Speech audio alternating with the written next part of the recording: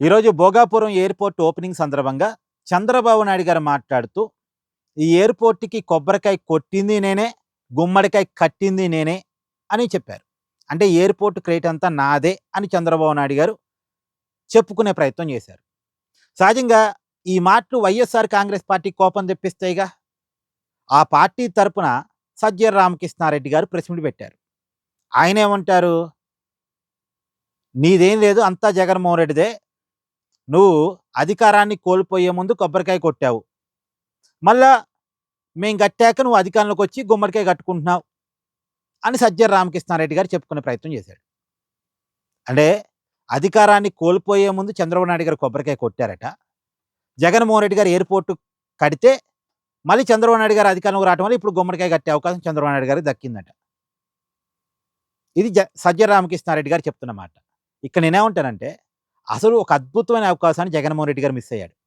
అదేంటంటే 2019 ఫిబ్రవరి నాటికి చంద్రబాబు నాయుడు గారు కొబ్బరికాయ కొట్టారు.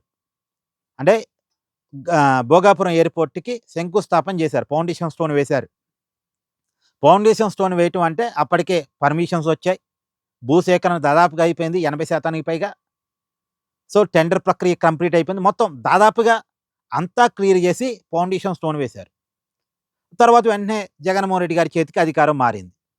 జగన్మోహన్ రెడ్డి గారు 5 సంవత్సరాలు ముఖ్యమంత్రి. మరి ఆ ఎయిర్‌పోర్ట్ కట్టుకోవచ్చుగా మంచిగా. ఆల్రెడీ పర్మిషన్స్ వచ్చున్నాయి. భూసేకరణ దాదాపుగా జరిగుంది. ఏదో కొద్ది గొప్ప భూసేకరణ జరగాల్సింది. కొన్ని కేసులున్నాయి. వాటినేదో సర్దుబాటు చేసుకొని, ముందు ఎయిర్‌పోర్ట్ కన్‌స్ట్రక్షన్ అయితే జగన్మోహన్ రెడ్డి గారు కంప్లీట్ చేసేసి, ఓపెనింగ్ చేసుకోవాల్సిందిగా. 5 సంవత్సరాల సమయం అయితే ఉందిగా జగన్మోహన్ రెడ్డి గారికి. చేయలే ఆ పని. చేయకపోగా అసలు భోగాపురం ఎయిర్‌పోర్ట్ కడదామా? ఆపుదామా? కడదామా? ఆపుదామా? అని ఒక 1 ఇయర్ టైం వేస్ట్ చేశాడు.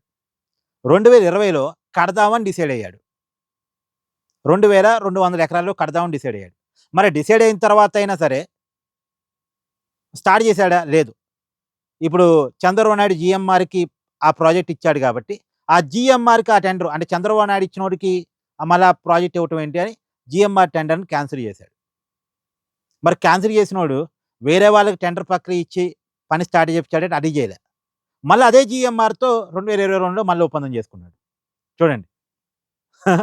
జీఎంఆర్‌కి టెండర్ క్యాన్సిల్ చేశాడు. మళ్ళీ అదే జీఎంఆర్‌తో జగన్మోహన్ రెడ్డి 2022లో తిరిగి ఒప్పందం చేసుకున్నాడు. 2023లో మళ్ళీ జగన్మోహన్ రెడ్డి భోగాపురం ఎయిర్‌పోర్ట్‌కి ఫౌండేషన్ స్టోన్ ఏసాడు సెకండ్ టైమ్. ఆల్రెడీ ఒకసారి చంద్రబాబు ఫౌండేషన్ స్టోన్ ఏసారు. రెండోసారి జగన్ ఏసాడు. అంటే ఒక 3 సంవత్సరాలు కాలయాపన చేశాడు. 2019 నుంచి 2023 వరకు.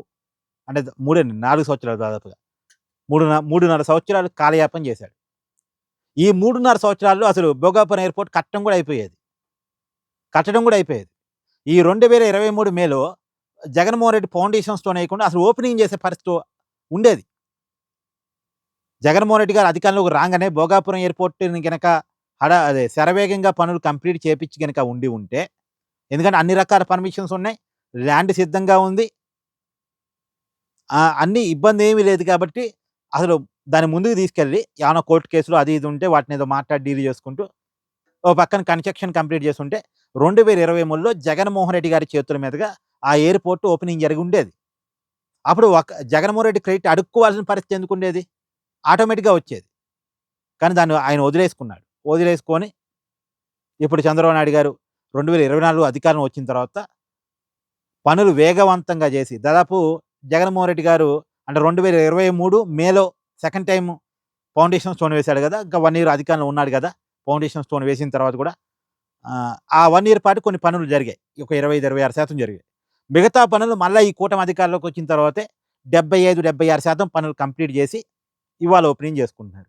అంటే ఈ అవకాశాన్ని చంద్రబాబుకి ఇచ్చింది ఎవరు? జగనేగా. అదే జగనే గనక అప్పుడు ఓపెనింగ్ చేసుకొని అంటే కట్టి ఓపెనింగ్ చేసుకొని ఉండుంటే ఇయాల క్రెడిట్ ఇలా అడుక్కోవాల్సి వచ్చేదా? సో, జగన్ మిస్ అయ్యాడు. చేతులారా మిస్ చేసుకున్నాడు.